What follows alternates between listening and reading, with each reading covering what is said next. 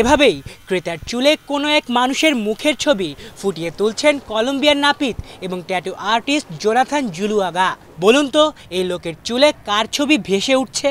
যারা ফুটবল ভক্ত তারা নিঃসন্দেহে বলে উঠবেন কলম্বিয়ার তারকা হামেস রদ্রিগেজের নামটা। আসলে চলমান কোপা আমেরিকায় বলতে গেলে একাই কলম্বিয়ানদের ফাইনালে তুলেছেন তিনি, ইতোমধ্যে ভেঙেছেন মেসির রেকর্ডও।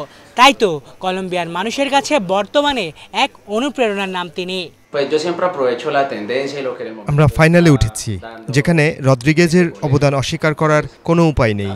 বলতে গেলে নিজের ক্যারিয়ারের সবচেয়ে বাজে সময়ই পার করছিলেন, কিন্তু যেভাবে আবারও ফিরে এলেন তা আমাদের সবার জন্যই অনুপ্রেরণামূলক। আমি বিশ্বাস করি আমরা কোপা জিতব। কলম্বিয়ার মতো কোপার আমেজ ছেয়ে গেছে পুরো আর্জেন্টিনাতেও, যেখানে আরও একবার ট্রফি জয়ের আশায় বুঁদ হয়ে আছে পুরো আর্জেন্টাইন জাতি। তাই তো কলম্বিয়ার মতো আর্জেন্টিনার রাজধানী বুয়েন্স আয়ার্সেও দেখা গেল এক পাগলাটে ভক্তের। ভদ্রলোক পেশায় রাঁধুনি, নাম ডেমিয়ান জানোত্তি। ফাইনাল উপলক্ষে নিজের রেস্তোরাঁর মাংসের আইটেমগুলোতে আর্জেন্টাইন খেলোয়াড়দের মুখের আকৃতি দিয়ে তিনি বানাচ্ছেন এক বিশেষ রকমের ডিশ।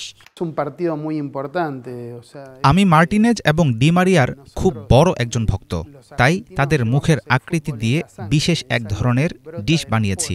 ফুটবল আর্জেন্টাইনদের রক্তেই আছে। আশা করি আমরা আরেকবার চ্যাম্পিয়ন হব। মেসিদের প্রতি আমার পূর্ণ আস্থা আছে।